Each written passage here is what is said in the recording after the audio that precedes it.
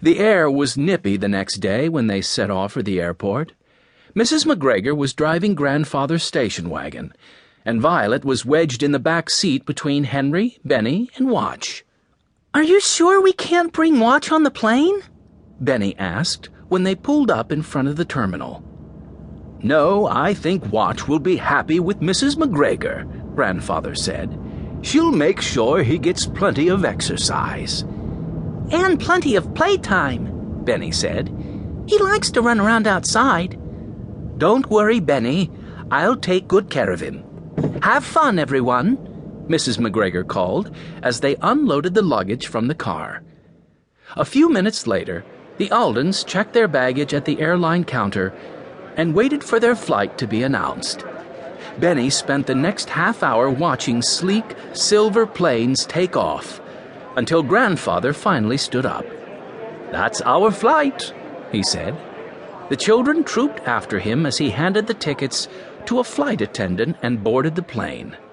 "This is fun," Benny said, settling into his seat. He kept his nose pressed against the window as the plane taxied down the runway and then took off. It was a clear day, and after lunch, Jessie leaned over and pointed out the Mississippi River to him. Later, he nudged her excitedly. "I think that's the Grand Canyon," he said. "Pretty soon, we'll be in New Mexico, and you'll see real cactus plants," Henry said. Once the plane landed, Grandfather ushered everyone into a taxi. The sun was setting in a blaze of color when they drove down a twisting road and saw a group of beige stucco ranch houses nestled at the foot of a mountain range. A split-rail fence ran around a part of the reservation, and two children rushed to open the gate when they approached. The girl gave a shy smile when Grandfather asked them if they knew the way to the Lightfeathers. "We sure do," the boy piped up. "I'm Joe Lightfeather, and this is my sister, Amy. We've been waiting for you." "Do you want to get in and show us the way?" Violet asked. "We can all fit in, if we put down the extra seat." "Okay," Joe replied, as he and Amy scrambled into the taxi. "Oh, it's beautiful," Jessie said, when they pulled up in front of a cozy adobe house with a red tile roof. There were clay pots full of cactus plants on the front steps, and a giant ficus tree shaded the front lawn. A man and woman hurried out to greet them. "You must be the Aldens," the woman said. She shook hands with Grandfather and the children as they stepped out of the taxi. "I'm Tony Lightfeather, and this is my husband, Bob. Welcome to our home.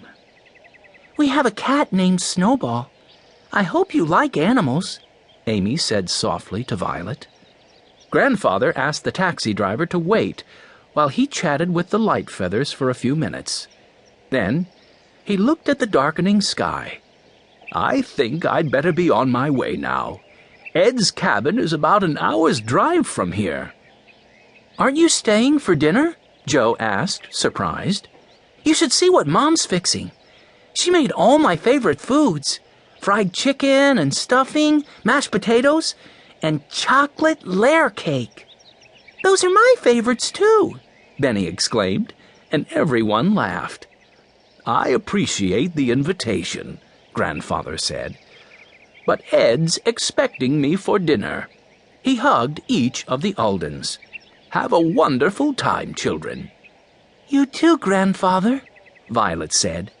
She felt a little sad that Grandfather was leaving, but she knew she'd enjoy herself at the Lightfeathers.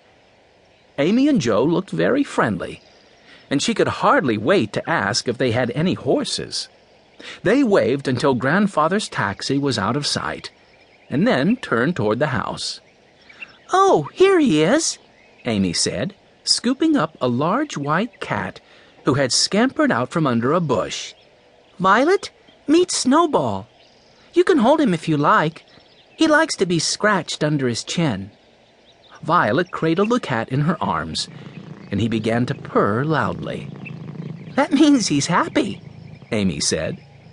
"Maybe it means he's hungry," Benny said hopefully. Mrs. Lightfeather laughed. I have the feeling that you're the one who's hungry, young man. Would you like to help me in the kitchen while everyone else puts the suitcases away?" "Sure," Benny said eagerly. "You and Henry will be sleeping in Joe's room, and the girls can stay with Amy," Mr. Lightfeather said.